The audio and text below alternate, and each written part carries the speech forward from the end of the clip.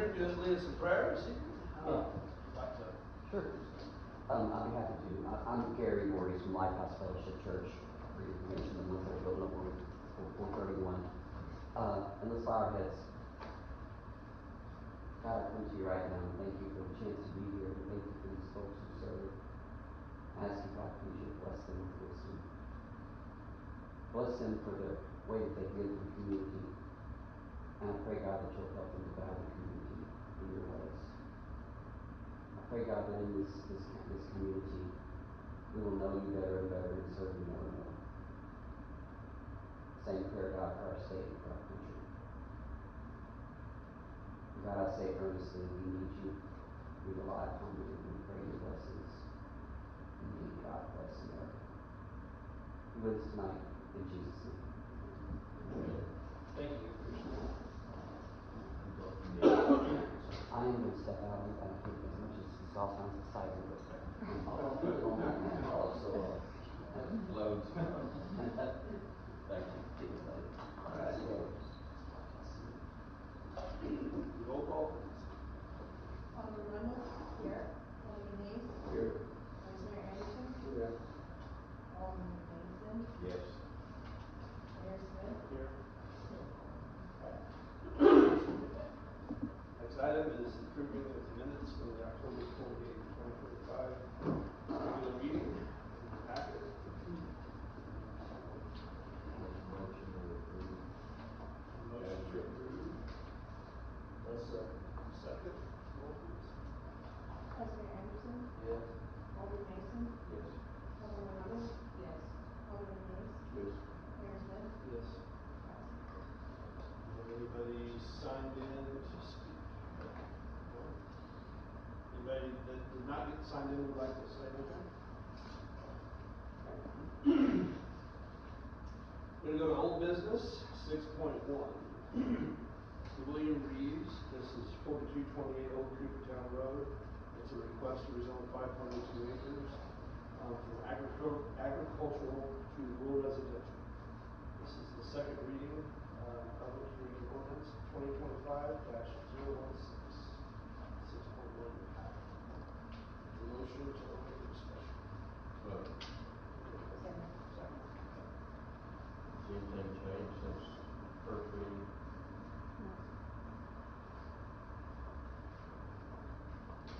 Remind me what the changes for on they were going from, what was the reason to go backwards? They're going from ag to RA or residential. Right. So that you can build a house to live in that's a one-story in the back, so the subdivider will come through then to the planning commission if the rezone is approved.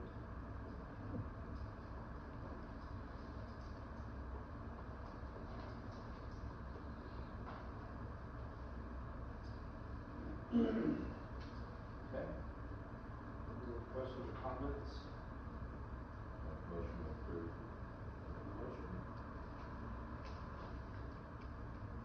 Motion. Second. Alderman Mason?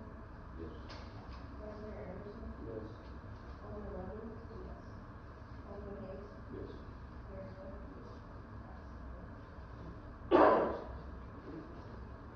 6.2 is the second reading of ordinance 2025-019 for W&M Investments, a request to rezone 0.38 acres off of Ridge Road from ag to rural residential. Motion for discussion. Motion. Second. Run along. Okay. Has anything changed? No. This was just a Just the parcel. driveway thing, right? With a septic tank. It's 0.3 acres. They came after Oh, we yeah. approved the 15-acre rezone for a house. And I just want to add it in. It's a section that was cut out like that, and the rest of the land laid all around it. And they thought that section was put in for 15 acres. It wasn't necessarily a septic tank or driveway road. Had it bumped up against the road there, the Sheridan's Road, it was so close there, that's why they acquired the whole 3 acres. It's across from Cherokee Trails, but the reason they acquired it was to go in with the 15 acres. said it wasn't gonna change their plans to build and put anything. I mean, the guy that owns it told him, you know, if he didn't buy it, he'd probably put up a building or something like that. I don't think they're gonna do that. You don't never know what people do. You only own that little tab right there in the middle of that. And he wanted to join together, keep in, they got the company on his property, so he, right there next to the home. Correct. That's right. Make a motion to approve. Second. Roll, please. Alderman Mason, Yes. Alderman Rhoda, Yes. Vice Mayor Anderson, Yes. Alderman Hayes. Yes. Mayor Smith. Yes. Passes. 6.3 is the adoption of the 2021 International Building Codes, which replaces ordinance 2021-014. This is the second reading of the ordinance 2025-015. Motion for usage. Okay. So, excuse me, passing this is what we talked about last time. We will pass it without the sprinklers, if I'm right, and then we're working on an ordinance to be in January to add the sprinklers for certain sides of the house. Right, distance apart. Yeah. Make a motion to approve. And one of the reasons about that. Oh, thank you. Yes. Yeah. Please. Yeah, there was a discussion last month about maybe PJ Duncan saying there were 64 items that he'd come up with. There were 3 building officials from Springfield and Gallatin that got together and our building inspector, and they compiled this list based on what they have to inspect on a single family dwelling, that speaks to the fire code. This is, So they didn't find 64 items, but they found these. this is what you don't have to have, you have sprinklers. Correct. Right, And this, right. and if you don't, those sprinklers, you have to add this. Correct, yeah. Yes, we have a motion and a second. I'll second. Roll. Alderman Hayes, Yes. Alderman Mason, Yes. Alderman Rhoda, Vice Mayor Anderson, Yes. Mayor Smith. Yes. 6.4 is amending zoning ordinance section 8.08 to read 21 days public notice required for TCA code 13.7.3. This is the second reading of the ordinance 2025-018. This is housekeeping required by the state. Make a motion to approve. Roll. Alderman Mason, Yes. Alderman Rhoda, Yes. Alderman Hayes, Yes. Vice Mayor Anderson, Yes. Mayor Smith. Zooming, right? On the new business, 7.1 is the adoption of the Jackson Law. First reading, ordinance 2025-025. Motion to open for discussion. All right. Motion open, I'll second. So this is, Marshall and Vicky working on getting this all prepared. It basically adopts the Jackson Law, which we talked a little bit about before. When it comes to the dumps, this is the actual law that the state is wanting to potentially tinker with. That would take power away from the citizens through the PTA. Currently, it's not been replaced or amended or anything. I want to do it for our town because obviously I think we have potential for this dump may permanently close, which I'm pleased to see that it's still not done yet, and it's still also the guy who's working to pay the bill. But I do want to protect other parts of the town from any potential dump site ever. And I think this is a good thing to do. Also encouraging the county to do it. But they have to do it. Or, since it's already been identified and inspected for the dump site, TDEC can then come in and just take it and make it a dump. They can. So this is an extra layer, another blanket that they would have to go through if we would be able to fight them off.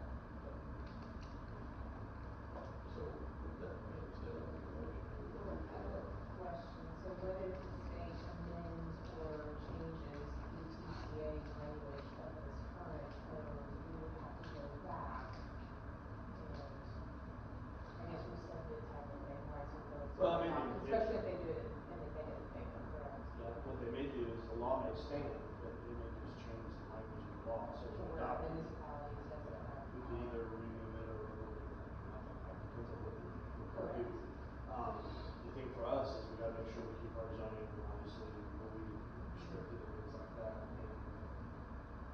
try to put things up around it that can help restrict the want to move up there, if that's what it's gonna be.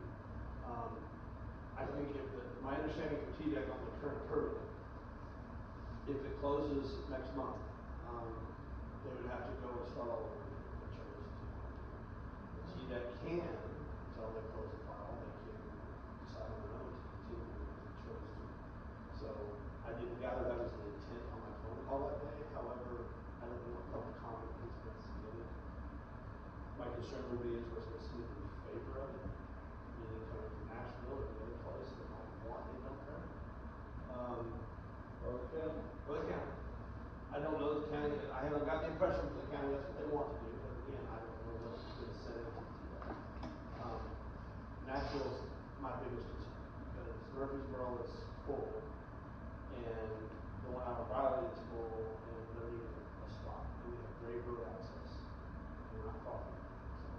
And to answer your question, I think the language that's in front of the legislature right now, if we pass this tonight and they pass the nullification of the Jackson law tomorrow, then it would negate that altogether. It would just, we wouldn't have to do anything. But if they don't pass it and keep kicking the can down the road like they've been doing, then this is something that they would have to Or fight we'll with. change the language. What's interesting That's why I about- just wanted to go on record that we might have to watch it. And you're right, we do need to watch it, and I think that the organizations out there that are against, obviously, landfills and trying to limit the need for those, the more municipalities pass this, it shows the state that, hey, we don't want to something like that. But a lot of municipalities, I don't even think they're aware of this, this law and what it means. I mean, I wasn't aware of it until I started trying to look around. And I had a meeting, and I thought there was a weird night in Tennessee-based jobs. They're trying to pass legislation that will put the burden on the manufacturers to promote recycling. And it's different than what, when you think of recycling now, what always comes to my mind is the tree hugger and things like that. I'm not against recycling, but I think the concept in this case is you're taking actual products and incentivizing manufacturers to get them in the program where we can reuse plastics and things like that. Much different than what we're doing now. We just think of it in the trash can, we don't really know how it's doing that. But glass is very much needed. A lot of manufacturing clay and all the whatever ceramics and things like that. Plastics, we all know, the straws and everything, it's a mess. That's all going into the landfill. So you're never going to get rid of landfills, but if we slow it down, I think it benefits. And Tennessee's grown so much. I mean, that Murfreesboro landfill, if you watch it on TV, stuff about it. Until you incentivize recycling, it's not gonna change. That's right. You can go to some of your northern states and, Require it. what they call a pop bottle up there, a Coke bottle, we use that as a nickel. Yeah, they For, pay you for a plastic Coke bottle. And we don't have that incentive down here. And that's why they don't want to put the burden on. No. They don't make it easy No. for homeowners to even engage in recycling either. Right, so this is where it helps put the burden, instead of putting it on the taxpayer, it puts it on the manufacturer. Now, also incentivizes, if I'm going to make something, and I've got to pay to have it brought back to me or done away with, I'm gonna try to find little ways to reduce my own contribution to the waste. So, it's a good way to try to help limit the landfill problem, because it is not gonna go away here in Tennessee. And I don't want one to, because it's just so easy to go right down the street and put one in. An open permit for 30 years. Or even if this one goes away, you go somewhere else in town, there's a lot of farm.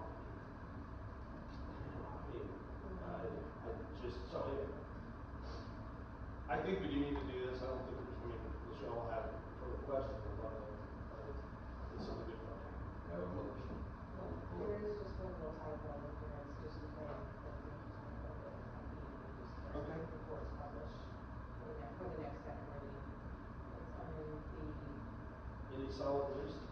yes, right, it needs to be, Solid. yep, it needs to be space there. Okay. Well, we can have that corrected by the second. It's just my, No, but that's- yeah. Okay. Okay, so we have a motion. Do we have a second? Second. Roll.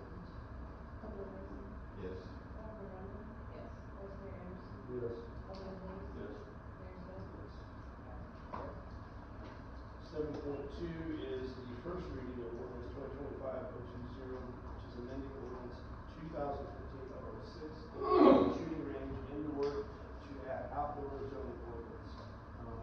Adding it to table 5A, adding an outdoor shooting range in the sections of commercial, CA, and industrial IB. This is something we discussed in the past that we were recommended to update. We have a motion. I'm sorry. Motion to go and discuss. Motion, I'm sorry. Second. We got the language straightened out about the berm being in the back Yes. versus that, or all three.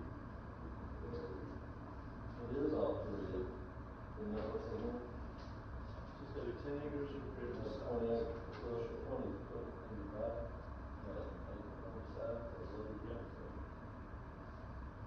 You know, after last month's meeting, there was a question about whether the berm needed to be rear of the fire lane must be set back 1,000 feet.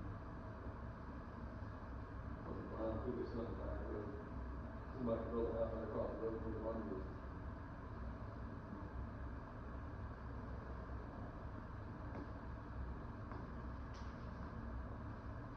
I guess it'd be number 5, is that what addresses it, there'd be an evergreen buffer of a minimum of 50 feet wide on 3 sides.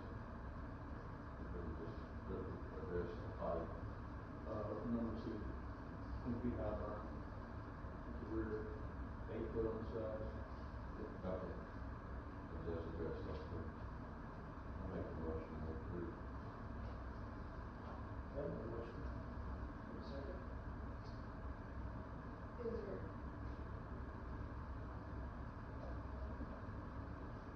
I thought on back here in the manual on this map is how close can an existing house be built to it? So the berm's gonna be 1,000 feet. Right.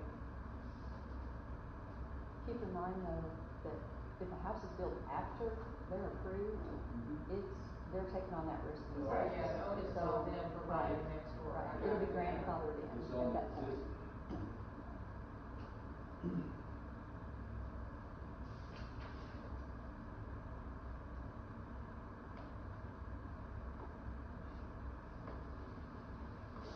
I think more likely, if somebody's gonna put one in, they're gonna buy it back as far as they can Much buy better. it, which would be common sense to do that. Well, it has to be 1,000 feet according to this. Away from the property line. Yeah. Yeah, I'll probably. go with 20 foot tall berm. The rear of the fire lane must be set back at least 20,000 feet from occupied structures or buildings. So, I read that's 1,000 feet all the way around From the berm. from the fire range. The rear. The rear, The see, rear. that's against rear, Yeah. that's what I The said. sides are It doesn't- 100 feet. It's not further, it's not further. Not to the number 4, it's 100 feet from the sides of the berm, side range.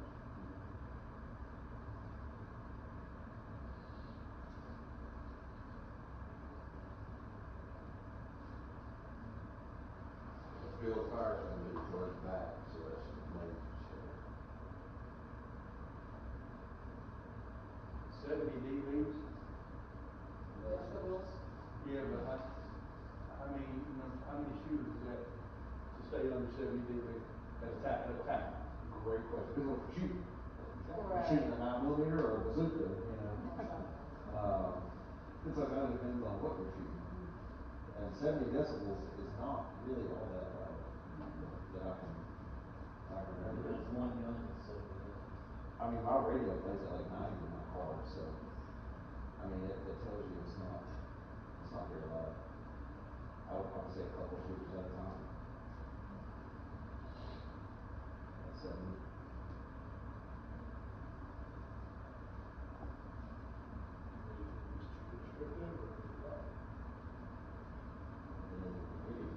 Make it more. Right, it What depends, you're after.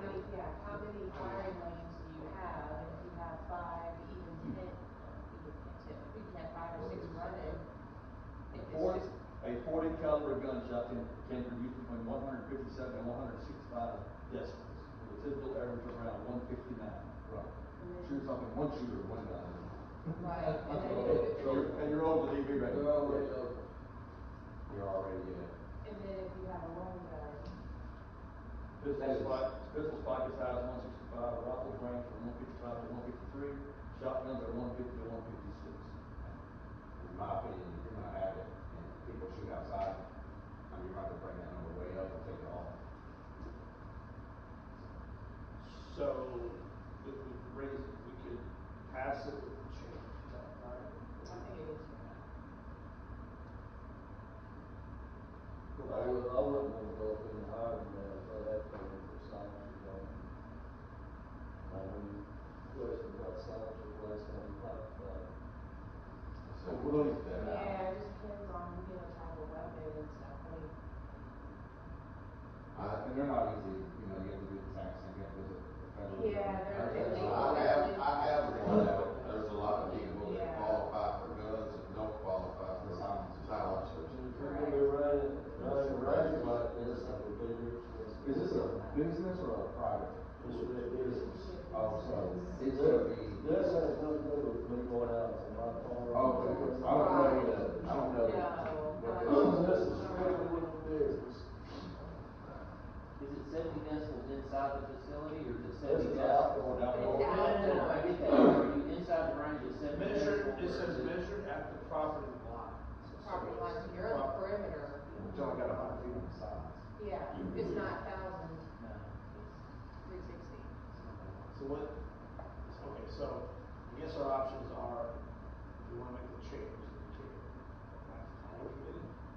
They make the change, or can we make the change and pass it with the change?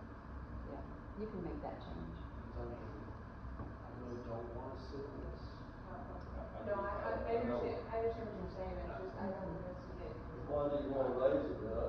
I'd rather get a number in there if we have to rename it. I think I that don't know that we need a number, I'm like the chief, that Well, now you're there. You Robert wanna Dale already knows, think you about it. wanna You're have gonna a get phone business- calls. but look where you're only allowing it in a commercial industrial area. You're not allowing it in somebody's backyard. I think there No, needs I to agree be a with that. number in there that's reasonable. Even if you go 300 and you have 6 people out there shooting rifles, 5.56 rifles, it's gonna be well over 300 Yeah. decibels within outside of 100 feet. So you're gonna have to raise that number high or just not have it at all. And then we're gonna have to buy the decibel meters, but I don't mind doing that. Or limit the number of burns. Don't put it on that. Well, this is not what this ordinance is for anyway. To play around with the decibel. That's not what. That's why I said let's just take it out. No, I say leave it in there. Why would you want to take it out and let them go out there and shoot a bazooka like you said? I think there needs to either be a decibel or a number of burns Well, or to something. address what happened last, I'm with you, Yeah. just because think about all that, what you got, the phone calls you got. Right. A long time ago, so I'm trying to make it up, I think Robert Dale might be right on that one.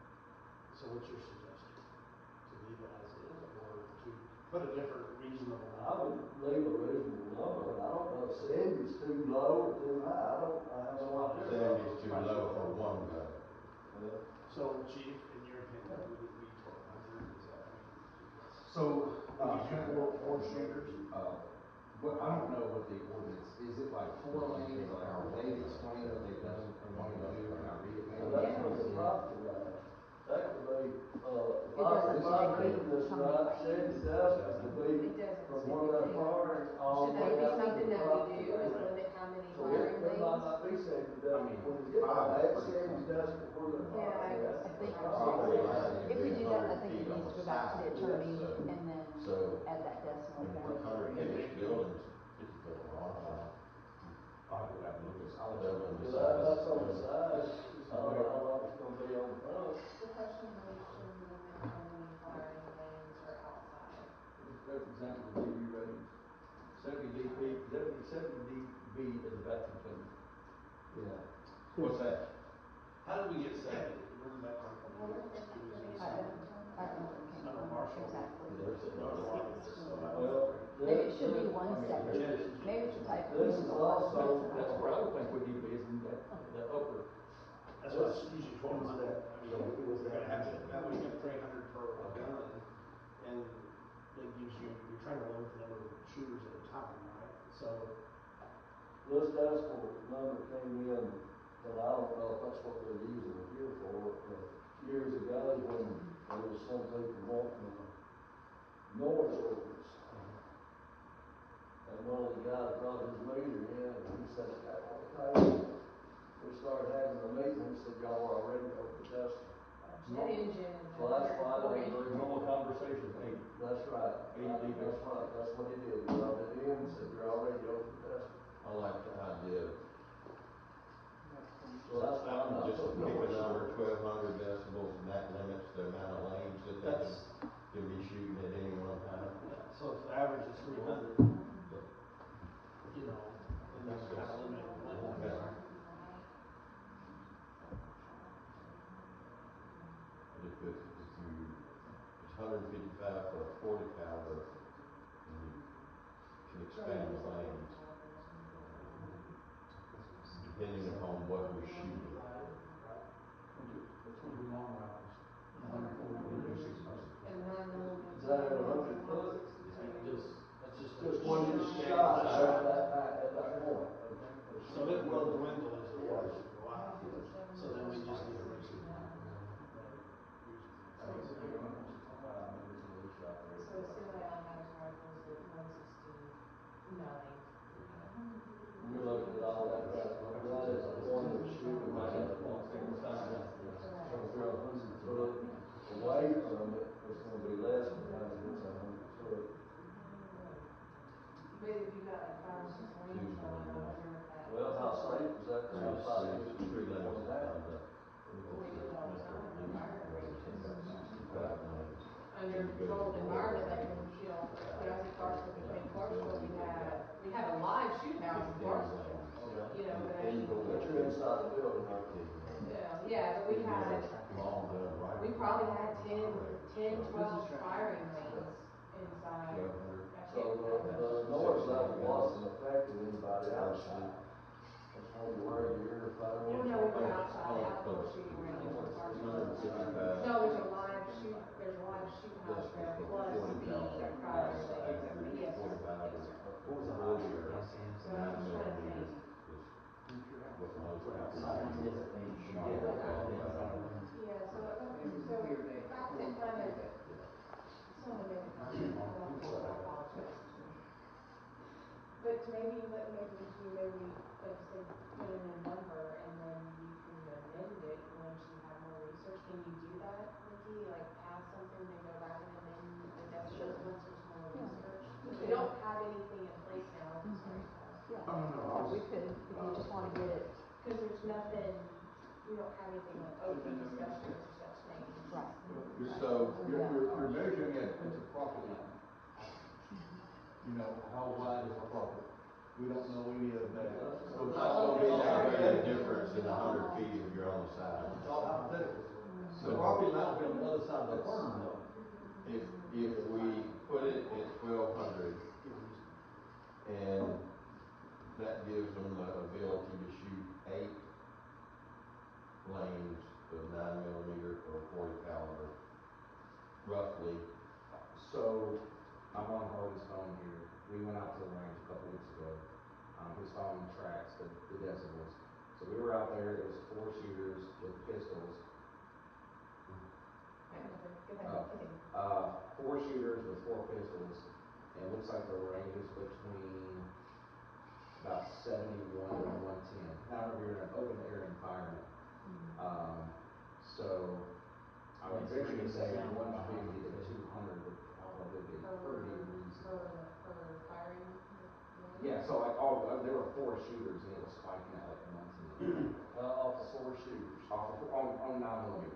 Yeah. And this was tracking on my wrist, right So you're next to the Right gun. next to the gun. So I'm thinking more like 150 to 200 would probably be your reasonableness. I mean, but you're 100 feet from the berm, you got to have a 20-foot berm, and you've got to have, who was the evergreen buffer, an additional 50 feet. So where they're shooting from, they're gonna be a minimum of We're up to 200 feet probably from the edge of the property. It could be. So you're looking at a lot of dissipation before it ever gets to the property. Thanks for that, it's all hypothetical. So then maybe central It's isn't all bad, when you hypothetical. look at it that way, cause you're at the property line. I say we go with what's written here, if we're gonna Well, pass it. I agree. And we can, like you said, if we see that this is not gonna work, we can always go back and amend this. Like if there's If we need. a request for such thing and they wanna put in 8 lanes or however many, then you can go back and think about it, I guess. Well, soon we'll There's a find reason out. for 70 is in there, and I don't know if Marshall can Yeah, remember. I don't know. I wonder because we did have originally Mr. Barnett wanting to open the gun range, and we created the conditions, and that's probably where that came from. And back then, we looked at the NRA manual Okay. to come up with the conditions. So it may be in the NRA manual. Motion to approve is written.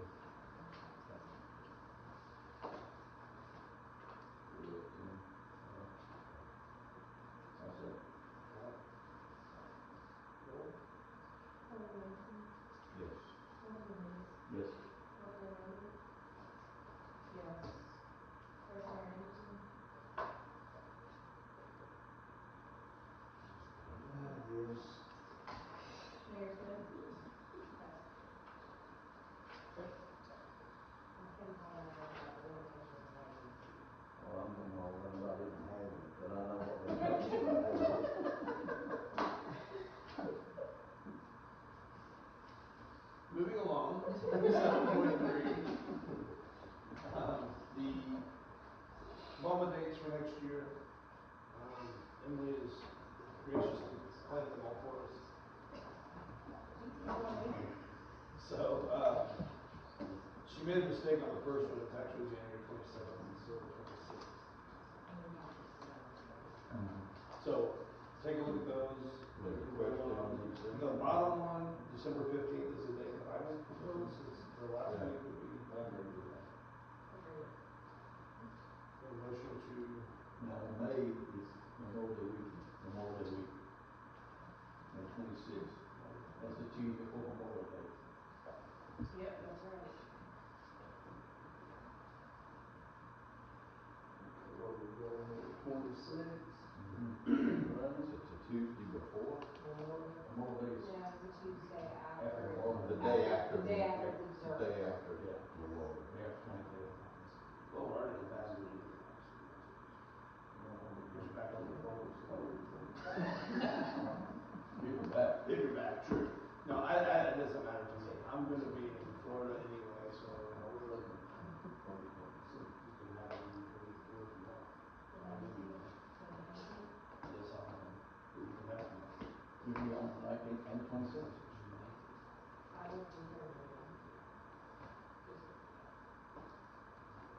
When is Memorial Day that month? The 25th. The 25th.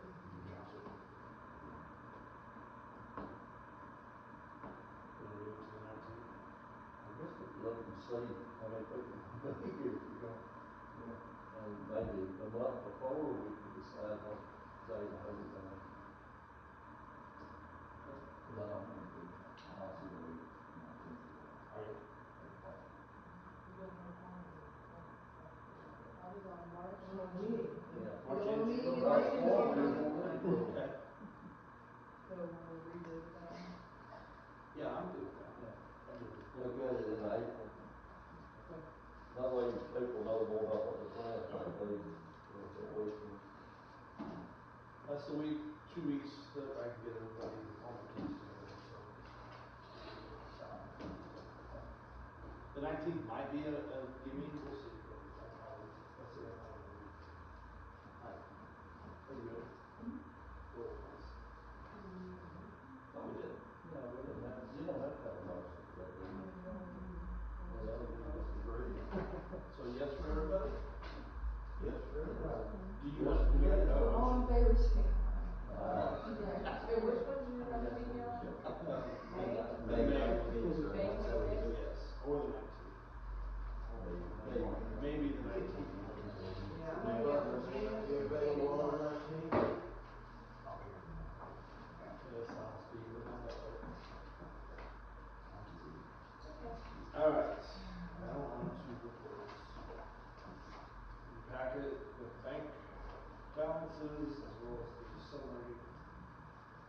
funds. May I ask a quick question, Ms. Emily? We will have to forgive me if you have, if there is something better I can look at, if I am in the more restricted budget that you've given to me. But this any sales tax revenue that we're already accruing from the various little things that we have, do we, like, do you have like a, off the side of your desk, like an average, how much that you are generating by engineering? Like up to date? No, an average per month. So, state and local. So local averages around 72,000, that all goes into the general fund. Right. The state share tax is where the real splits are, is anywhere between 12 to 14,000 that goes into the 121. And then the rest of it stays in there, so it's about 65,000 total. Okay. It just depends. It dips a lot of times during December and January. It varies. I can give you a total up to date. That's okay, I don't, it just was just, I was getting an average, just, Mhm. and this is based on the gas stations and the very incremental things that we have done lately. So, you said 12 to 14,000, Goes into the general fund. and that's all from the gas, you said? Yeah, it has to go into the 121. State Street, it has to go into that. Sure, no, I was just curious about how much per As a month on rule. sales tax and then what we made on that. Yeah, I would say. 72 plus the 12 to 14. Thank you. And local is the same too, because they share the county, and the state is based on population and gas, that is the other sales tax. But that one, the 68, that number's higher, the sales tax of population. The state. You said She knows better than I do. Yeah. And so you say 72 share, because we have to do some to make kind of that 72 gets shared between. That's what we get. Oh, So that's the our county portion. gets basically half. They get Right. about what we get from us. So they get, if we got, this is a roundabout, but if we got 72, they got 72. Right. From just us. Right. Now, we get a breakdown of like Greenbrier and everything else. I don't know if they do it, but it's somewhere else. So roughly 80. I wouldn't do that high. I don't think I've ever seen it. No, it's combining Yeah, the two together, you're looking, not close to between 80 and 83, 84. So. No, that's a good question. Absolutely. I got a couple of questions on this one we're looking at. On economical development, $211,000. Is that the money that we have in the bank of that, or is that the money that the hotel motel tax brings in? That is actually That the county's got right now? No. that's just the Lowe's, what was put aside for Lowe's, sidewalks. That's what that economic development money is. The 30,000, So the hotel motel tax of 30,000 that we got out of our new and account. then to the general fund is sitting there for, to be used just for. It's gonna be used for the signs that we're gonna do. It has to be used more specific. But there's still another, Cause I know that's where all the money goes to the county, and then if we say we wanna do something with it, then they got to say, yes, they can be used for that. But it's our money. it is, there's about 70 grand out there still. It goes up every month. And the quality of it pays in, that's where it comes from. Yeah. So, I mean, we can do festivals with it, some, the Barrel Festival, that's the kind of money you can use for that. You can do the signs, it's more tourism, economic development. It's got to be used for, it can't be used for roads and things like that. Yeah, when I saw that number, I just wondered. But no, that is not the money sitting there. That is our money there that we can do with what we want to. Is that what you're saying? In the 200,000? Yes. It's in our bank. And, maybe Chief knows this one, or maybe, I was looking at the drug fund, $19,986 is what's in there right now. And I was looking back here at the numbers, in the drugs. So the budgeted amount was 420, actuals used was 903. So that put it at 215%. That's the revenue. Yeah. Right. And then the next line was, expenditures, 460, and we didn't use anything of that. So that's just, the revenues that came in and then what we paid out. Which we have to pay. That has not got anything to do with money that's called drug fund money. This is the money here that goes into that. Yes. So that $900 actually would have gone into 127 drug fund. So the increase in that is not that he's making extra drug bust or anything like that. It's typically off of like $200 for the interest that's earned on that bank account alone. So when it goes up, typically those smaller funds, they're only going up because of the interest earned monthly into that account, just for sitting there. Does that make sense? The drug fund, how did we end up with $19,000 then? That's all, that's not coming So from like something else. drug seizures, is once we get awarded, one day we took $7,000. Well, the court awarded us that $7,000 from a drug deal. So we've got 7,000 goes in that drug fund. Here recently we took about 1,100 or 1,200 bucks off of a drug thing, and then that we got awarded that 1,100 or 1,200 dollars. So that all that plus when we make these drug arrests, we get money off of that. 50% goes into the drug fund, 50% goes into the general fund, and Emily takes care of all that. So the county does give us money for drug arrest, 50 general, 50 drug, and she takes care of all that. But as we make these drug seizures and as we take money and seize money, that's how that drug fund increases. We usually don't take the cars, is that correct?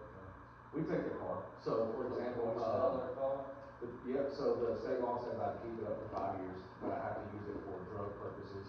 I have to be able to articulate why I use it for drug purposes. Once it's awarded, I can sell it.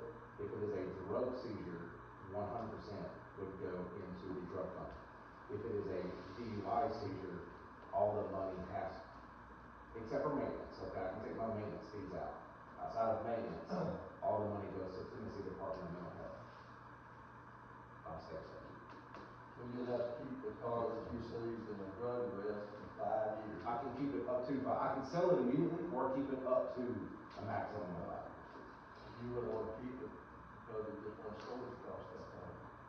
No, I keep it because we do drug stingers with it, and we get more dope, and we get more money, more drugs. So you're not just parking the car there and selling it? Correct. Right. I drove a tractor trailer truck that was seized in the drug seizure, and we used it to buy drugs with. And at that 5 years, I have to sell it by statute. I have to have no choice.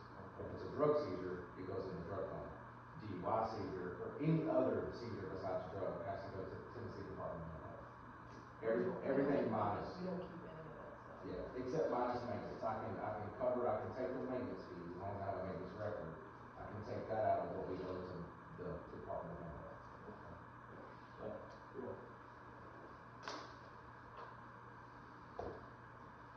And I will say too, the expenditures out of that fund are very strict.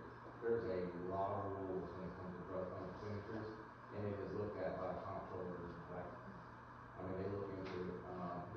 Drug purchases, you know, anything we can do to buy, like if we got a K9, we can support a K9 out of that. If we need to go buy anything drug related, scales, digital scales to weigh drugs, evidence bags, those types of things I can buy.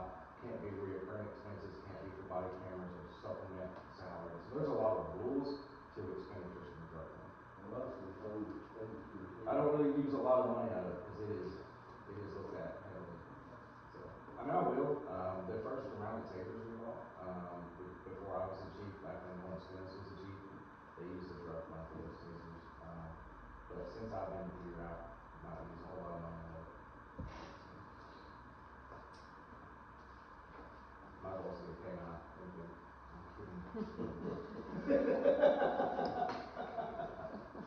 I'm With a harness, $35,000 dogs. with a harness that hooks on the drone, right? Right, yeah, your road dog. Moving right along. But I had to make everybody laugh and smile a little bit. It's too serious sometimes.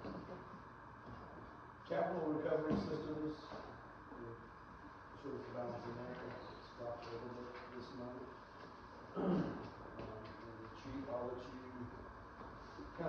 citation report, close report, Julie?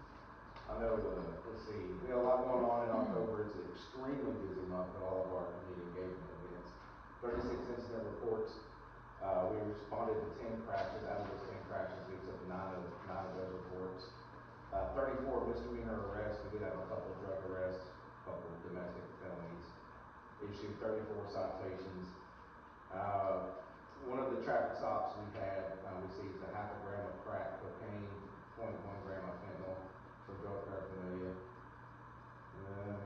On the right side underneath the monthly case summary, we always have people in our licenses.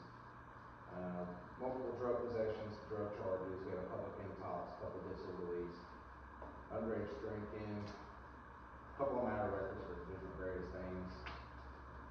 We did have a site transport, one burglary. We had 4 civic tobacco cases, which we just got handed some more this week, so that's going to look like 6 or 7. And then I always like to point out our community events. Again, October is our heaviest month. We were invited every year to Honeysuckle Farm for their hometown heroes. We were out there all day doing that. The Faith in Blue, we're a part of that every year. And then the Lowe's Fall Festival. Motorcycle rides as well. We had about, maybe 10 to 12 motorcycles this year. And then obviously Halloween is always a blast in Fort Point. We gave away all of our candy except maybe one bag. So it was a really good month. We raised some money for Shop at the Top. So a lot going on. Update. I'm sorry. Update on Shad. Officer Shad. He is in week 7 of 12 at the academy, so he'll be getting out mid-December, and he'll be starting FTO. And then Officer Camp, who got injured in the academy, is still on a little bit of restrictions, so she can't do a whole lot outside. However, she can do things internally, learn policy, procedure, all that kind of stuff. So hopefully she'll be off restrictions soon to start FTO. And then I have one open position still. How do we have 5 general sessions on York Road? I don't have that from me. This is 5 general session stops. We still have some questions. General session 5 on York Road. I would have to. I mean, because York Road is not a real. Yeah, we typically don't have that on York Road. I'm not sure, sir. I'll have to get back to you on that. I'm not sure. So I made those traffic stops. We had recently received a complaint of speeding on York Road. I don't know why it's under general sessions. That may be something that I'm unaware of, but I did make some traffic stops on York Road. It may I be know there's a lot of speeding on there, but I've never seen it. It may be on the wrong GPS. box. Okay. It may be on the wrong box. Okay. Here, you bringing up York Road, that problem taken care of where the guy was parking his truck, leaving it there while he went and ran his equipment behind the house. I'll defer that with you. Letter's been sent out to the homeowner, correct, Vicki? The person that pulled the application. And then we've gotten quotes to get it fixed. Or we're in the process of getting quotes to get it fixed from Eric Carter. So, well, I'll just speak to mainly of the people that were pulling up their stop and leaving the truck there all the time. Yeah, that was Every time we was up, speak yeah, there that. about an hour later, they were They hour were and a going half. back. Yep, that was it. Yep. But now where the road is torn up, that's what you're talking about. Yeah. And is that company gonna agree to fix the road? Right Or now. they busted it up? Right now it's on the homeowner to, According to the conversation that they've had with the supervisor, it was a no. So we're I'll trying let you to know go that after if it. SRM or Oregon Ready Mix spills that concrete at the red light when they hit their brakes, you're required to clean that up. That is their fault. They damaged the road in that way. They're expected to clean up the state road. I don't see why there would be a difference for ours. You said something about the homeowner. The homeowner wouldn't be responsible for the road tearing up with the truck. If they pull the permit, they are. Really? Because then they're the contractor, and then they're getting subs to do the job. So we're going after the homeowner first. Well, I'm learning something here. I didn't know. So if I order concrete and it comes down Cooper Nicholson and it busts the asphalt up. If you pull the permit as the contractor for the job, you would be responsible, not the sub. Because Cause the it's under- asphalt busted because the road was no good. And that's the dilemma we have, is that, the dilemma we have, but we're gonna try to get some money out of somebody. As of August of twenty-four, that road looked just fine. And then after that, they tore it up, so. Well, I know that. But now, that begs another question. Then why are those who are hauling the heavy loads on Dowland not responsible for the road damage? It's the same, would it not be the same principle? Well, that's been going on for years. I know, that's just, And it's how do the you same go, thing. how do you go back and, Yeah. it's like their grandfather in. Well, there's They were there's there. one that says local deliveries only, right? Or Joe Down doesn't say. Yeah, is there a sign on York Road that says local? Oh, they put a There sign is? on Little Short, Okay. York Road, but not on the main road. I don't think there's one on the main I think road. it's Yeah, on Old and- York. A Little Short, York, The right, H. a Little H. Short. They got a no trucks over a weight limit, which Yes. they're supposed to do away with that, but they said they couldn't enforce it, so they did sign out there and put it up. Can't force it because you're forced to. That's right. York Road has no sign on it. So they. That's what I thought, so there's the issue, part of the issue, is you got signs on that road that says no trucks over deliveries only. So there's the issue. Well, that's on one York Road, that's not on the main York Road. Yeah, there's one on You one. got one on each end? Yes, sir. Okay. And neither was a short York. Yeah, there is on Where one. this- Well, there's two of them now. There's no- You got the weight limit sign and you got no truck sign. There's no sign that Yeah. says. The local delivery sign is on York Road. I think Short York has the, weight limit. Yes. Mhm. Yeah, you're correct. But just the Long York has the, no, four axles, no more. I like it. But there's one on that. But, see, a lot of places, Greg Fields, where I see them at, they have no deliveries with the truck and the van. They can't get a truck on that road unless they're delivering something there. Yeah. That's like if they put up one on Tripletown Road and on Woods Road, keep all these big heavy trucks off of it, it's cutting through from 431 over here to 49. I mean, that would be a question for our attorney more than likely, but I mean, Old Cooperstown, Woods Road, I can understand. Old Cooperstown is a main road between two major highways. I think it would be kind of hard to do that. Woods Road, short, narrow, I could understand that more than Old Cooperstown. It would be chaotic too, from Old Cooperstown when interstate's backed up. Well, they've got to go up to 257 and use that road, which is just. But we're talking about federal stuff. We don't want to get too involved in restricting federal motor carriers to, go free passage. I mean, you're kind of getting in the gray area with what the federal government is gonna come in here and look at things. So, I mean, they can speak, I don't know if y'all have any other thoughts on that, but Woods Road I can understand.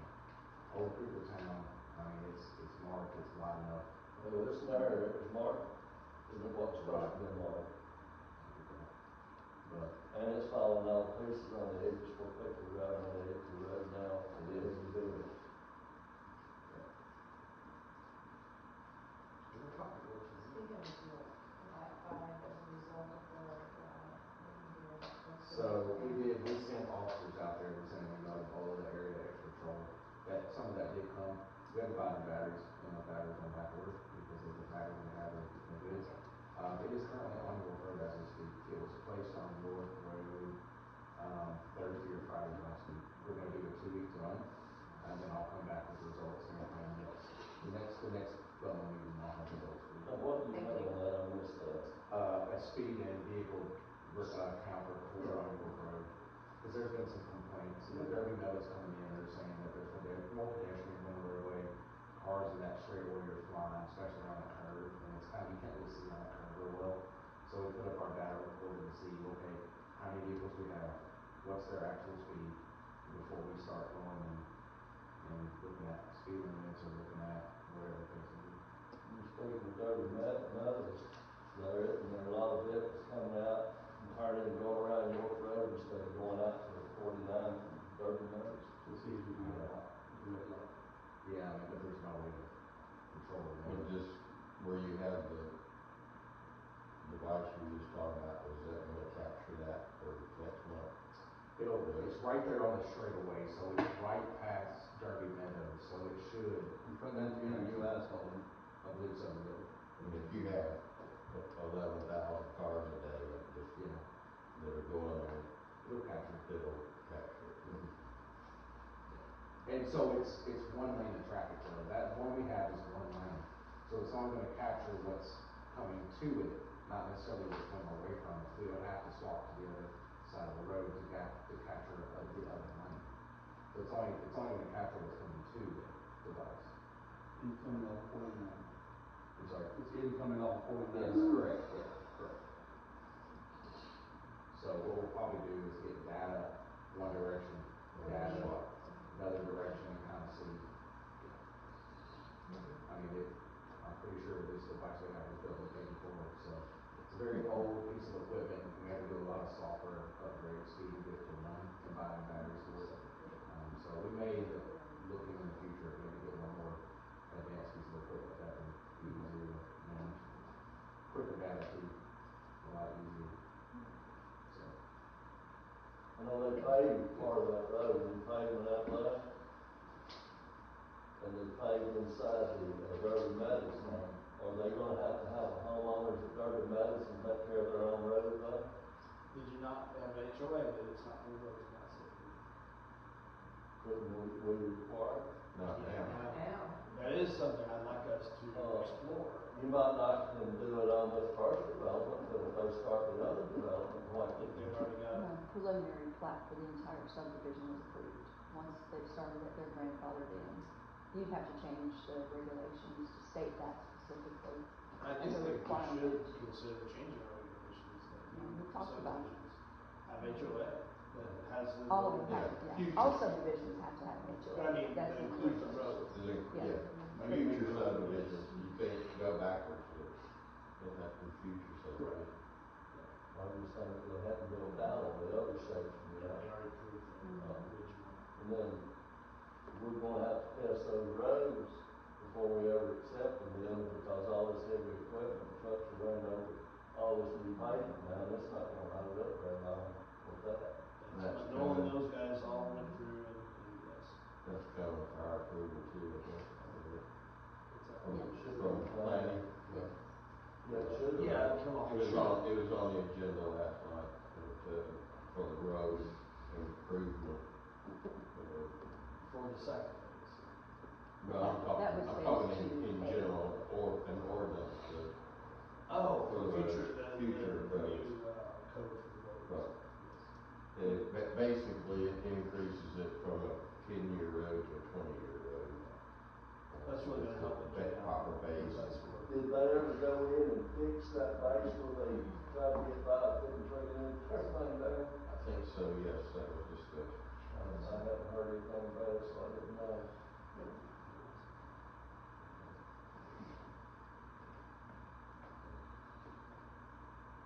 Anything else on the police report? Move on to the street. John? We had some stand dead trees that we removed off of Battle Creek and South Walker. Had a tree down on Old Coopertown Road, right past, the church, Ryerson Chapel Road. A couple culverts replaced, did some ditch work, Katie Lane and on Cooper Nicholson to straighten those out. Pothole repairs, Martin's Chapel Church, Battle Creek, Lipton Lane. More illegal dumping on McMahon. Signs, a few stolen, and we also put up some direction signs for Honeysuckle Hill.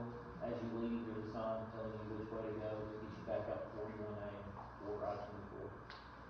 So that's hopefully will stop some of the complaints of people going in the wrong direction, pulling in their driveways and acting out. Got the F-350 Rhino lines, hydraulic lines were repaired on the case, that was for the loader. The hydraulic control valve, that had to be replaced. That was another cheap repair.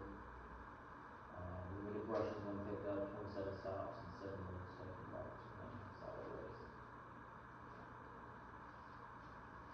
did you do on Thurston Chapel Road, you mentioned it. The tree that fell in Old Cooper Town was right past that, right across from, fire chief mustache. Trade. Right, yeah.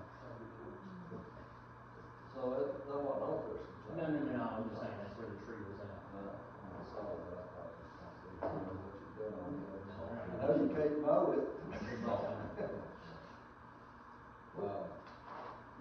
Whatever came about the discussion that we had about putting culverts on some of the good roads where we're having standing water. We had a discussion back earlier in the year. And I'm asking again about McMahon Hollow, Cooper Nickerson, that's just paved, and we've got standing water, it's been standing for, Down there on the end, you know what I'm talking about. Where you go to the bridge. I think, Right after the are bridge. you talking where about? Chandler lives, Yeah. right That across one, from Chris's house, basically, water stands there.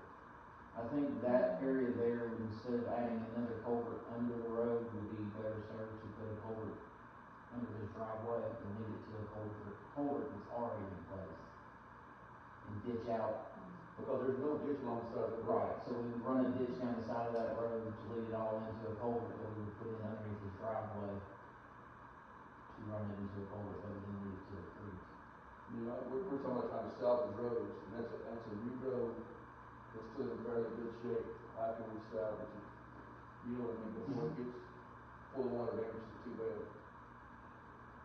I know we're talking about looking at different roads and trying to figure the most economical way to try to get some life out of it. That's one of the roads that's in good shape. More than say that. That's on your list? It's also on the list, yeah, we just gotta figure out the logistics on, there was talk, you make the homeowner pay for a culvert that they were never required to put in. Okay. Exactly, that would be my thought, or do we just bite the bullet, spend the $800 and put in the culvert and be done with it? Since you're gonna fix the road, Right. so. Are you not telling the homeowners approval, What? permission to put it in? I mean, it would technically still be in our right of way, so I wouldn't believe so. We would notify them, to let them know that we would be digging up in front of their house if they didn't get to work or whatever. They wouldn't have access to the driveway while they were doing the work. Right. This will be our new road system too, by the way. Once we cut that ditch though, I promise you. They got two entrances to his property. So speaking of roads, the infrastructure committee, we met, back in August. And one of the suggestions, so a couple things. Remember what we started talking about. I estimate if you look at the long-term road problem, you're looking at $13 million over that, 15-year time span. So it's not all today. But, and again, those numbers have some inflationary budget kind of factored in there, but, anything, until you get into some of this, So the way with that is, finance committee, we met a few months back, I tweaked some numbers since then, and things like that. I'm gonna probably have a working session, mid-December, probably January. I want us to sit down and just start looking at, I'll put my finance hat on, and I'm just gonna show you, here's the good, the bad, the ugly. And we gotta talk taxes. Okay, we got commercial growth that's gonna be 5 years, even if we get things moving, it's gonna be 5 years before you start seeing big revenue come off things at least. Tax rates haven't changed in years. When the last assessment happened, from what I understand, it was 35 cents and it dropped to 22 because of the state law that says you can't change any more, can't collect any more revenue without amending the ordinance or whatever. So it never changed. I'm going to probably propose that we go back to 35 cents starting next year, and probably some increases thereafter until we get to a curve, and if commercial revenue starts to come in, you will begin to cap out and come back down. If we do not have commercial revenue coming in, that tax rate will have to continue to climb if we actually want to commit to a 15-year infrastructure replacement program.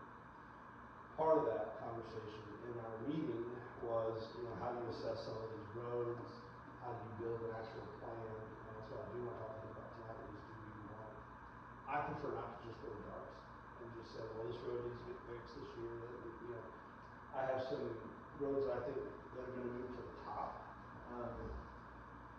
They will be the subdivisions, Windmere and Inland, that haven't even been done since the beginning of time. So those are subdivisions that you can get some pretty quick turnaround in a very condensed area. That being said, there is a program that is called Biolytics, and John can talk a little bit about it too. We had a guy that come in and demo, and I just want to talk about this as an open mind. If we're going to look at a road program that is a little bit more than, again, doing darts and picking roads, this actually is a program that you use your iPhone and it monitors the roads as you drive. And it will analyze and pull in all the inventory of the signs that are out there. It looks at the road structure and basically grades the roads based on this AI database and all this stuff. And then you come back into the office and you start to map out and try to be efficient with how you're going to line your roads. First year it's about $14,000, and then every year after that it's $9,000. It's a year-by-year agreement if we want to do it. I think it's a good tool if we're going to actually do something with the roads as a program.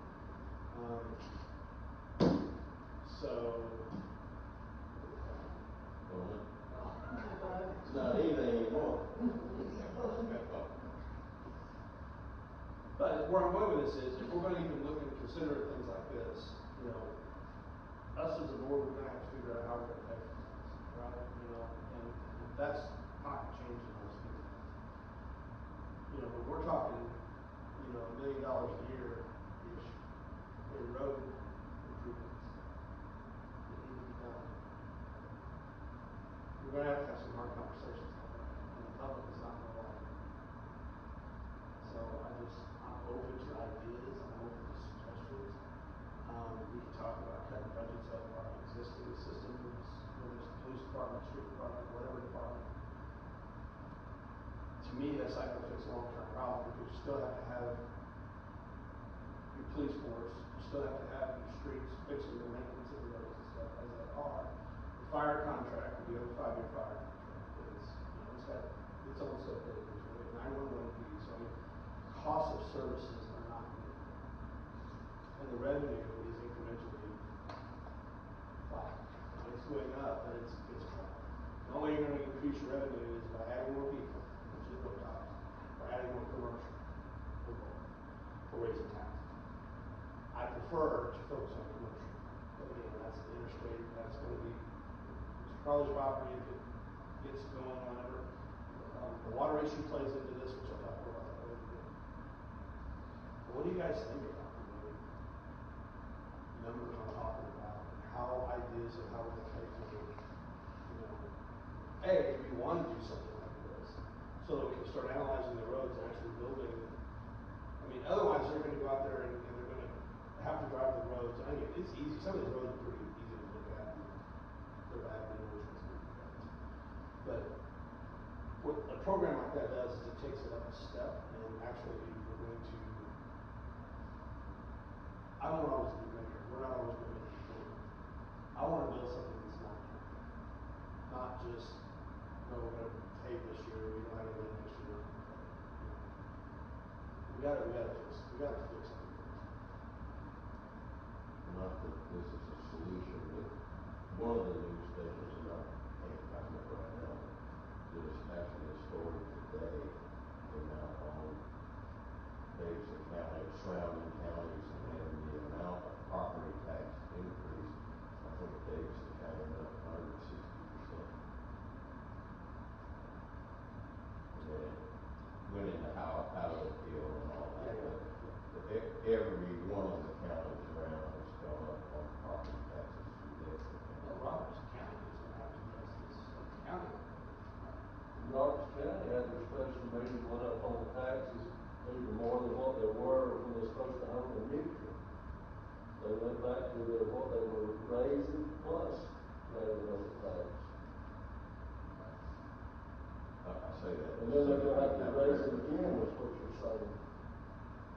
Well, schools is a big number. I mean, they've got to build some schools. And, again, the growth pattern, we all hear about it, talk about it. You got more houses, you gotta have more schools, you gotta, all this stuff. That's all true. Like you mentioned earlier, the half the sales tax money that comes in from commercial, half of that does go to the county. And that's supposed to be specific to the schools, what I understand. So their share is to help build the school. So you're gonna raise money for the county as well, two ways, housing or commercial. And our interstate hub is where the commercial, the White House is on the other side. Springfield is jealous of White House just as much as they're jealous of us because they have that interstate. They've developed theirs over there. Now, their residential development, I would say maybe something we should try to do the same because they got carried away with what happened over there. So here, we can manage that and try to manage more commercial. We've got to, to develop that interstate as much as we can. Again, it's going to take time. Racetrack was in last night. They submitted the plans for the preliminary plan for the site. To move Joe down the road, straighten it out, put a racetrack up there, and then that I'm anticipating will open up the other side over there where the Sutherlands on there have other land, and explore commercial development there on that side. So, go back to the road. Short term, it is going to be some tax revenue. We can't just keep carrying on. So my proposal will probably be to go back to 35 cents, which is where we were before, and it could go up to 45 cents over the next few years if we really want to work with it. But it's going to be a commitment of our board, and it's going to be a commitment of the citizens. That's what we want. I guess I'm looking for direction that's out of the law. So I spend a lot of time on all the numbers. I don't mind. That's what we'll discuss in the work session. It will, but I want you to start thinking because I'm going to start talking a lot more about it. There's people that aren't happy when I talk about it. They're already, one of my opponents, they're very much, he's going to raise taxes. I told him so. Well, I never said I wasn't going to. I said we have to figure something out. I don't want to raise taxes, but I don't want us to sit here and the roads continue to fall apart. We joke about how bad our roads are. I mean, we all kind of do that. But we'll pay 1 mile a year on the local road. That's what it's projected, 1 mile a year. Maybe. And our general fund balances, I'm going to continue to try to maintain them, but they're sliding now because of the fact the cost of services are up. Our sales tax revenue stuff's not keeping up fast enough. So, anyway, we can talk a lot more about this, but I need to make a decision on this software over the next week. He emailed us something again today. And you can speak to the software itself. I think it's in the cloud. It keeps all of the records in the database there. It takes, was it 12, 14 pictures a second, and then it analyzes those pictures as you drive up to 40, 45 miles an hour. So roughly 3 hours time, I can drive every road in Coopertown end to end and have a plan. It'll have to process all that data because it usually takes about a day. He actually came out when we demonstrated it before the meeting, drove several roads, came back, and they already had it up in the system. And it analyzed A lot of red. and a lot of red, but there was a lot of green where the progress was made in the past. But also with FEMA money, if disaster happens, this truck that broke our road, they said, well, your road's crap anyway. Well, as of August 2024, that section of road on Google Maps looked pretty damn good. But this would analyze But it in this, more I would, detail. right, I would have a picture of it today, or from last month, or a week ago, from the last time we ran that road, and I would be able to say, no, it wasn't. It wasn't shoving, it wasn't breaking. you were overweight, most definitely, I can guarantee you they were way overweight, and that's what broke that road. And then they continued to drive it and push it out even further. Because as the day went on, it got considerably worse. So, if there's a tornado runs down the middle of Old Coopertown and we try to get FEMA money to fix it, well, this part was bad, the road was already bad, and we're only gonna give you this much. Or you can say, no, look, this is what it looked like, give us more. You can prove what your road conditions were. I just want us to, if, for the street department, you know, if their budget's going to actually give money that they can do, I want to make sure it's efficient and use it good money. To me, this is a tool that's no different than any piece of equipment in my mind. But there's money in the budget because there's money that is really to fix these roads. But I don't want to invest this either. We're not really going to be sitting here next spring. But if you don't have the money to fix the roads, what do you do? That's exactly my point. Exactly right. And that's where I don't want to make a commitment to, if we're not going to make a commitment to ourselves, then we're going to start building some funds to do business. Otherwise, I mean, we will be sitting here in 4 years and 5 years. People are going to be pissed because they're paying taxes they're already angry about, and they're saying, you're not giving us anything for it. That's why I wanted to invest in some, you know, culverts and ditching and doing things this year, you know, with the money we do have to try to prep the roads for programs coming up. How do you think the public's going to feel about taxes? Me and one word, man. They're not gonna like it, but Well, you're gonna have some who will be okay with it. I'm not gonna like it, but I'll be okay with it. The ones who have moved into this area will be okay with it because where they came from is much higher.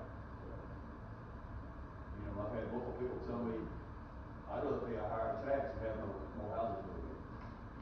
But on the other side of the spectrum, in the other ear, I don't want any new taxes.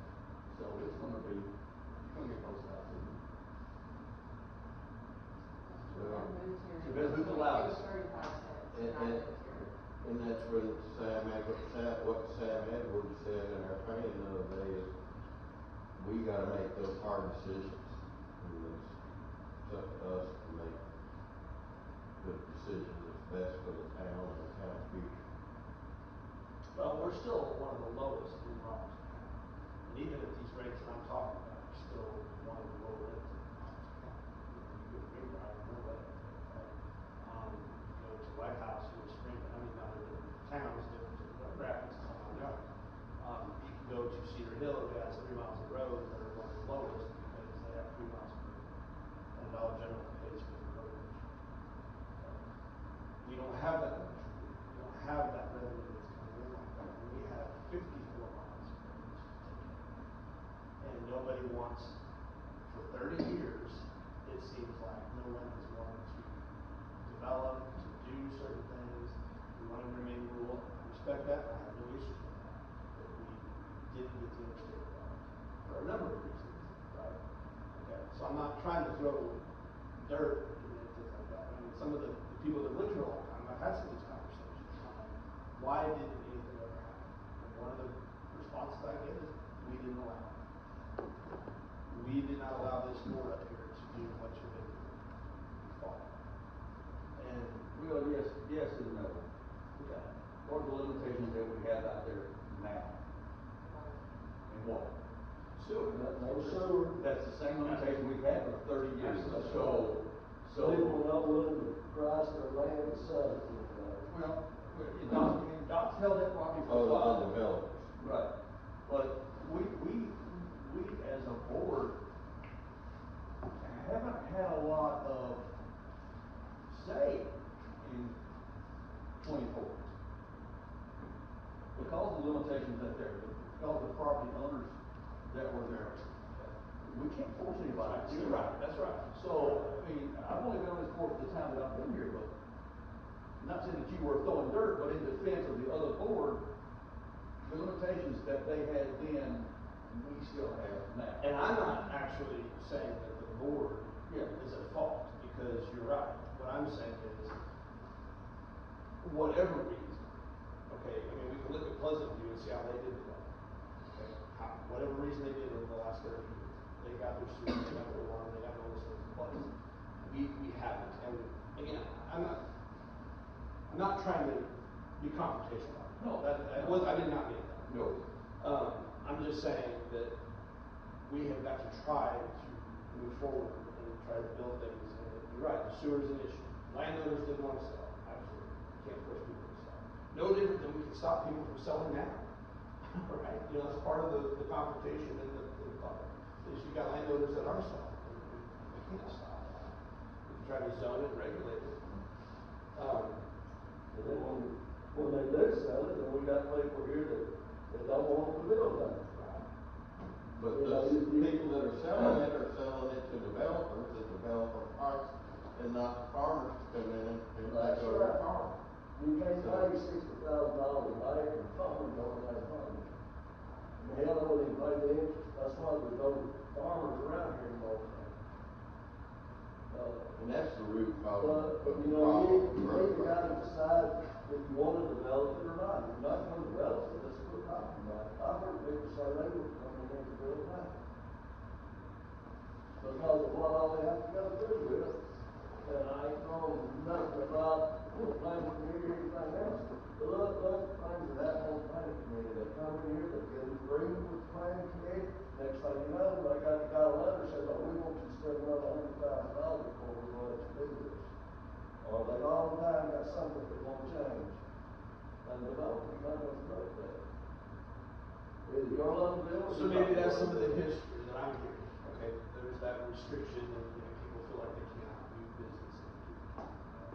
So, you know, I have lived here for 7 years, so I can only, you know, the board that I've been around has not been, I don't feel has been restricted, and you know, has tried to do things in advance and build relationships. So, and this board is good.